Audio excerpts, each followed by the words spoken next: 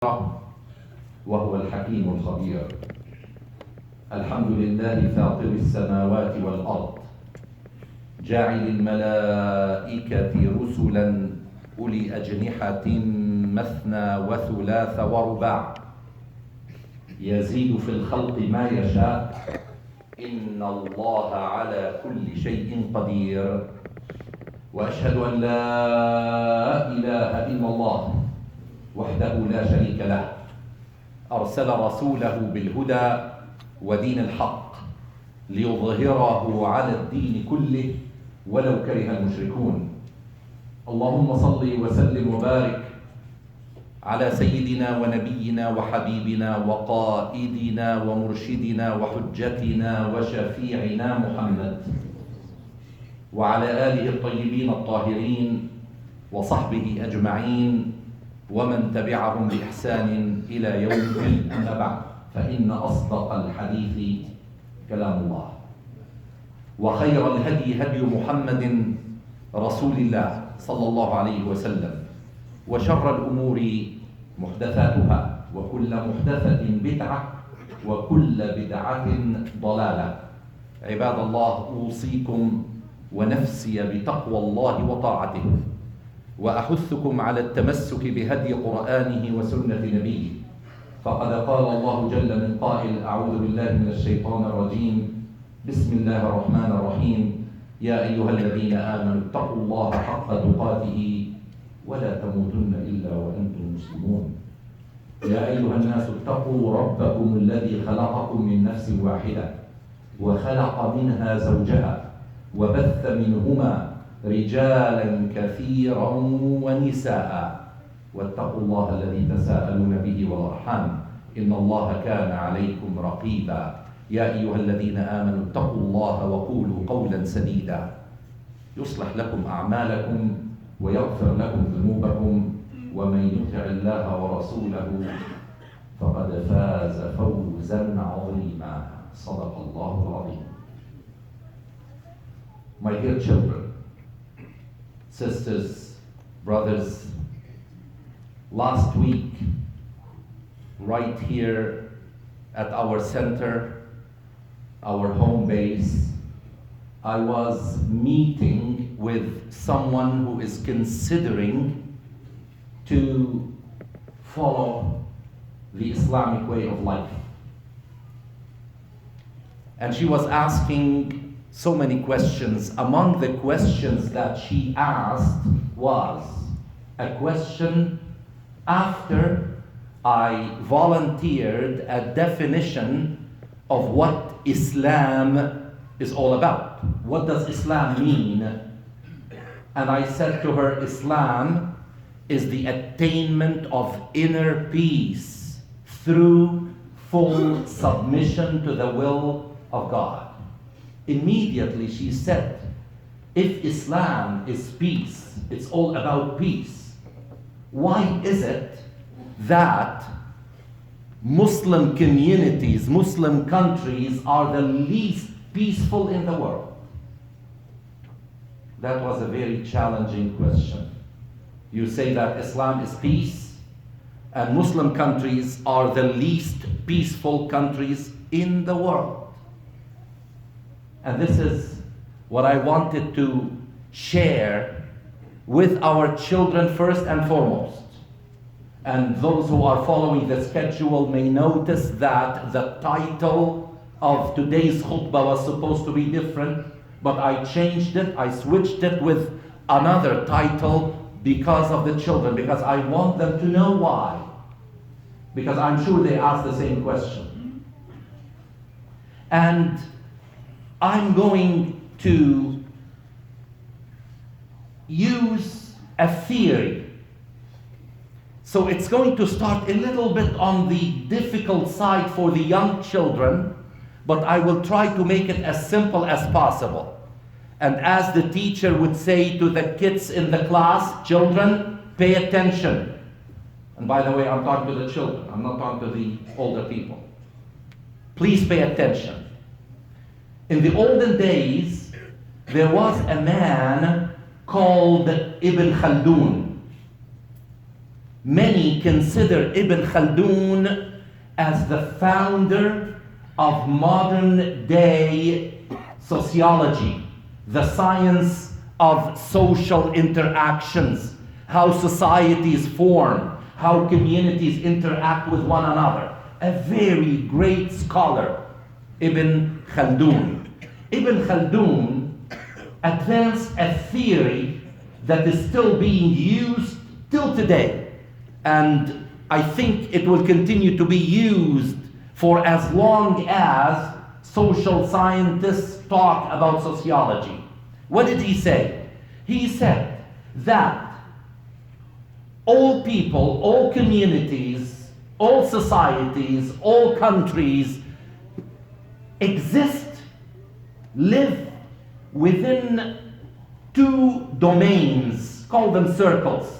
So we can exist either in this circle or in that circle. And sometimes we jump from this to that, from that to this. This is where we live. We cannot live in between. We will fall down.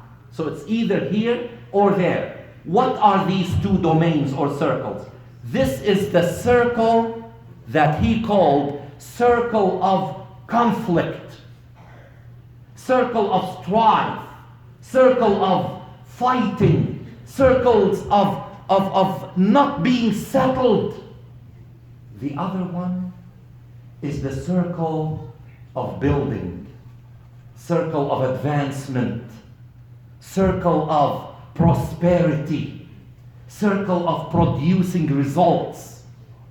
As long as you are in the circle of strife or conflict, you will never be able to build anything.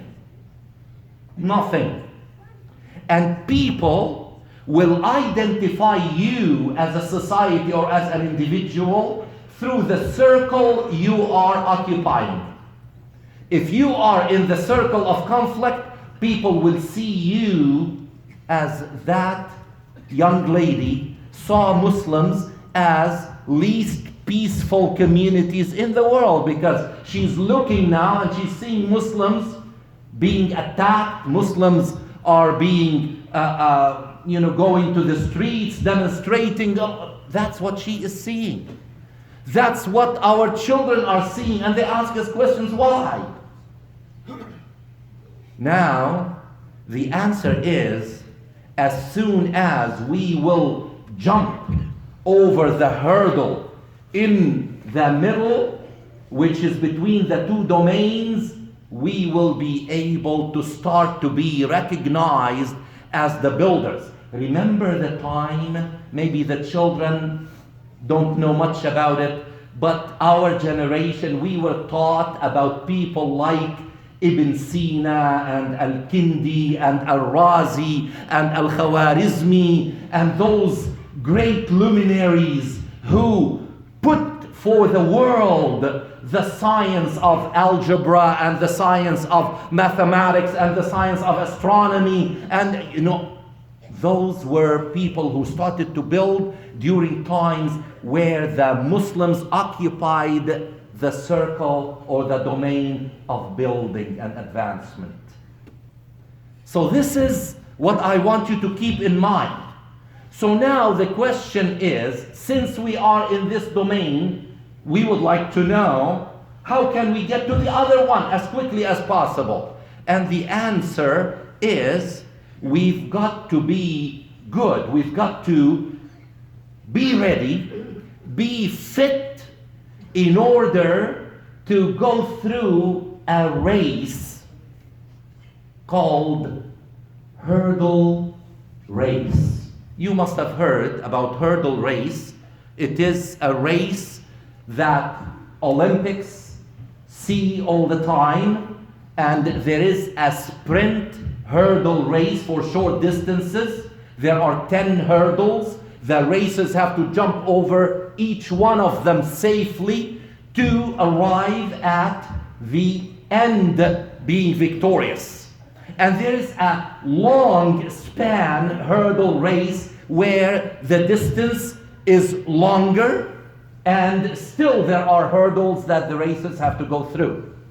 Now, Allah subhanahu wa ta'ala is telling us, in order for us, he didn't talk about Ibn Khaldun, but Ibn Khaldun, who thought about the Quranic injunctions and many other observations he made, he put this theory, but Allah subhanahu wa ta'ala told us, without calling it a theory, that we really need to jump the hurdles in order for us to get to the circle of building. In order for us to get to Jannah, we've got to be good jumping that hurdle between this domain and that domain. How do we do it? Allah subhanahu wa ta'ala in Surah Al-Balad told us, now you've got to understand that Allah subhanahu wa ta'ala gave you everything. Don't be so arrogant about what Allah subhanahu wa ta'ala gave you. Don't misuse what Allah subhanahu wa ta'ala gave you. And I will tell you what Allah subhanahu wa ta'ala told us about what He has given. Obviously, He has given us everything, okay? But Allah subhanahu wa ta'ala points certain things that we take for granted. And He says, I gave you all of this. What did you do with it? You just got arrogant. You said, I can do anything I want. And Allah subhanahu wa ta'ala says, don't be so sure. Because, one little thing can take away from you this arrogance. And we are seeing today that, the World Health Organization, the WHO, is struggling with time, trying to find a solution to stop the advancement of the coronavirus. It's a little thing that you can't see. You just need to look through certain things in order to see, and sometimes you can't see it, but you can detect it. And it's taking away lives of people who have claimed certain power. Allah subhanahu wa ta'ala tells us in a surah that some of you know. It is called Surah Al-Balad. A'udhu billahi minash shaitanir rajim. This is the recipe now. We want to know how to go from here to there. A'udhu billahi minash shaitanir rajim. I seek refuge in Allah from the cursed Satan. Bismillah ar-Rahman ar-Rahim. I start with the name of God, the All-Merciful, the Compassionate. لا أقسم بهذا البلد وأنت حل بهذا البلد ووالد وما ولد لقد خلقنا الإنسان في كبد أيحسب أن لن يقدر عليه أحد يقول أهلكت مالا لبدا أيحسب أن لم يره أحد ألم نجعل له عينين ولسانا وشفتين وهديناه النجدين فلاقتحم العقبة. This is where I want us to get to. فلاقتحم العقبة, the hurdle. وما أدراك ما العقبة. I will stop here, translate the meaning, and then I will go to the hurdle that Allah subhanahu wa ta'ala tells us about. He's saying, Allah subhanahu wa ta'ala is making an oath by Mecca. And by the way, twice out of 14 times in the Quran, Allah subhanahu wa ta'ala made an oath by Mecca. Mecca is a very special place. It's where all believers converge around the Kaaba. والتين والزيتون وطور سينين وهذا البلد الأمين. Another time. So لا أقسم بهذا البلد مكة وأنت يا محمد حل بهذا البلد ووالد وما ولد. Many of the people who explain the Quran, they called walid as Adam. وما ولد. Please move forward because there are brothers, sisters who don't find a place. Jazakumullah khair. So Allah subhanahu wa ta'ala is telling us, consider Allah subhanahu wa ta'ala who made our creation through a system of parents, children. So as if to tell us Let the parents pass the right information to their children. But are they? Are parents taking their parenting seriously? Are they really teaching the children the right thing to do? Or are they considering parenting to be a financial responsibility, whereby the father has to go and work, and sometimes the mother say, I will work as well because we want to give our children a decent standard of living. What is that standard of living we're talking about?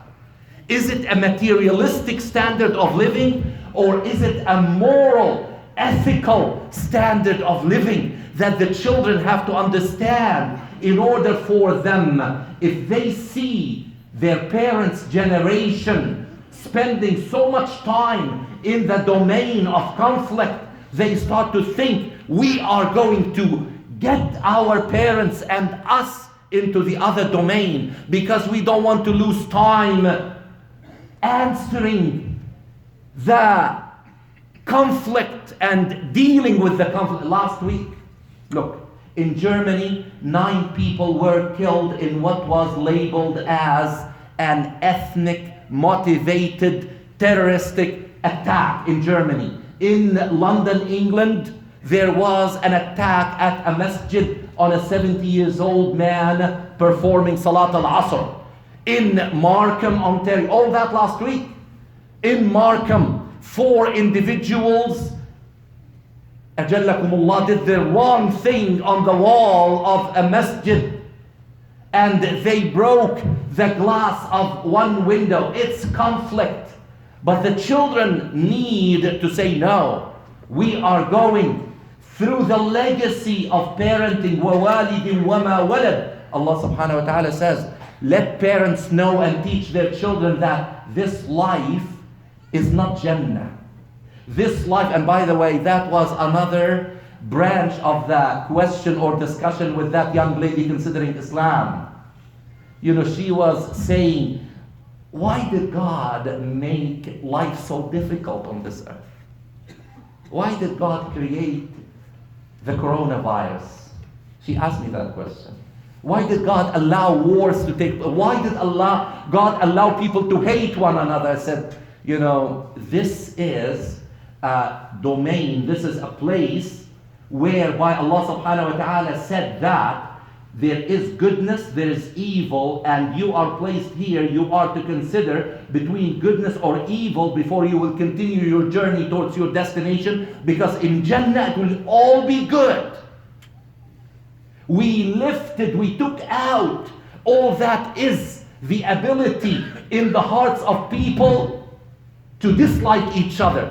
In Jannah we will not have that ability to dislike each other. In this life, we know that many people dislike one another, hate each other, do all kinds of mischievous things to each other. But we've got to choose. We've got to jump over the hurdle. We've got to make that resolve to do it. لَقَدْ خَلَقْنَا الْإِنسَانَ فِي كَبَدٍ. We created humans into a life of difficulty. College, school is not easy. I'm sure that the kids who have a day, they consider day off. Why? Because a school is hard work. You've got to do that hard work in order for you to get an A and make it to the university of your liking, to the college of your liking, so that you will do well, and then you will live your life that you planned for. And we in this dunya are planning, with the mercy of Allah subhanahu wa ta'ala, whether to go to Jannah or to pass first by the hellfire. And Allah subhanahu wa ta'ala in this surah continues to tell us that لَقَدْ خَلَقْنَا الْإِنسَانَ فِي كَبَدٍ أَيَحْسَبُ أَنْ لَن يَقْدِرَ عَلَيْهِ أَحَدٍ. Why? Did he think that no one can conquer him? No one can overpower him? يَقُولُ أَهْلَكْتُ مَالًا لُبَدًا. Some people are born into wealthy families with a gold spoon in their mouth. And they feel that I can do anything I want. I can spend money and get whatever I want. يَقُولُ أَهْلَكْتُ مَالًا لُبَدًا. أَيَحْسَبُ أَن لَّمْ يَرَهُ أَحَدٌ أَلَمْ نَجْعَل لَّهُ عَيْنَيْنِ. We've given humans 2 eyes, 2 lips, a tongue, and وَهَدَيْنَاهُ النَّجْدَيْنِ. Many of the scholars say, look at this, it's miraculous. It's miraculous.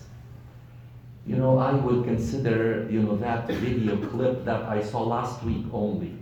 A puppy was, strangled by some weight, and it stopped breathing, and a man started to give it CPR until the puppy came back to life and started breathing, and the puppy, with the eyes closed, started to make its way and started to suck, from its mother to get the milk. Who guided that puppy to that place? Our babies, when the mother holds them, they find their way in order to nurse from the mother. And scientists show that babies who are breastfed are more loving, healthier, higher IQ. Science says that. But to choose to feed them artificially for no reason other than I'm not going to wake up in the middle of the night and lose sleep over it, I'm not going to dwell over that. Allah subhanahu wa ta'ala says, وَهَدَيْنَاهُ النَّجْدَيْنِ فَلَاقْتَحَمَ الْعَقَبَةِ. With all of that we've given, that human did not jump over the hurdle in order to get to the finish line. وَمَا أَدْرَاكَ مَا الْعَقَبَةِ فَكُّ رَقَبَةٍ أَوْ إِطْعَامٌ فِي يَوْمٍ ذِي مَسْغَبَةٍ يَتِيمًا ذَا مَقْرَبَةٍ أَوْ مِسْكِينًا ذَا مَتْرَبَةٍ ثم after all of that ثم كان من الذين آمنوا وتواصوا بالصبر وتواصوا بالمرحمة أولئك أصحاب الميمنة والذين كفروا بآياتنا هم أصحاب المشأمة عليهم نار مؤصدة. Allah subhanahu wa ta'ala puts things in perspective, talking about the hurdle to take us to the finish line. Iman that we usually start with. No, you've got to start teaching your children first, how to pray. How to pray. But I argue from this minbar that the right thing to start with is to teach our children why they need to pray before we teach them how they should pray. And why means we've got to teach our children good manners. We've got to teach them how to have empathy towards those who are less fortunate. We've got to teach them that cheating on exams is un-Islamic, unacceptable. We've got to teach them that if their colleagues at school are trying the wrong substances, the wrong stuff to smoke or to consume, that they don't do these things. When we teach our children these things, then salat will fall into place. They will pray because they love Allah subhanahu wa ta'ala who gave them that. This is the aqaba. Parents, please, this is what we need to teach our children. Before you will just say, I'm going to send my son to the hifz program. And many children do hifz of surah, but they do it like parrots. They don't understand what they are saying. We've got to teach them Islam the right way, not the opposite way. أقول قولي هذا وأستغفر الله العظيم لي ولكم فيا فوز المستغفرين. May God, Allah subhanahu wa ta'ala, He will accept our dua. Ameen ya Rabbil Alamin.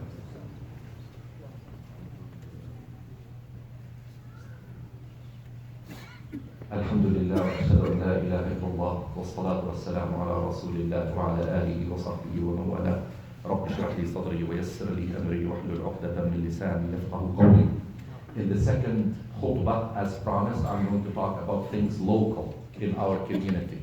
I have to say that I am very proud of my community, and I'll tell you why. Because 2 nights ago, leaders of all the masajid in London, imams and administrative leaders, got together at the Islamic Center and we talked about how we are going to standardize the services, how we are going to put our hands together. There will no more be who is going to do it better. Is it the London Muslim Mosque on Oxford or the Islamic Center or the Mile or the Madrasat al-Taqwa? Or no, all of us are going to work together. And this is something that used to be a hurdle, a aqaba. But our community, alhamdulillah, is jumping over that aqaba. Another thing that is related to, and by the way, I'm going to talk in brief, but then, in future khutbahs, I will expand on these things. One of the things I want to say, not out of complaint. Allah is my witness, I'm not complaining. But something has to be done. Our community is capable of. Most of my time, and I say 90% without exaggeration, in this office has been spent to resolve family conflicts.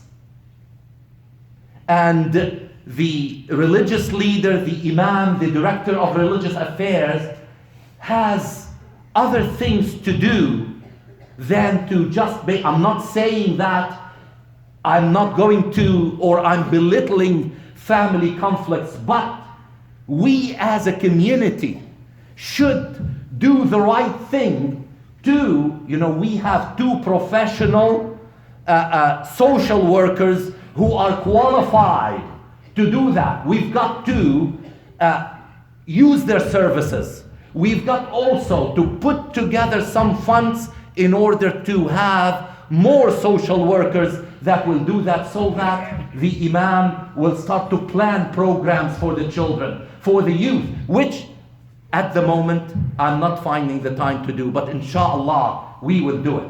Another hurdle that I'm very proud of my community because of, many of you don't know that for 6 weeks now, our community, and I say London, all of it, Muslim community, is having a soup kitchen to feed the hungry at a women's shelter on Dundas Street.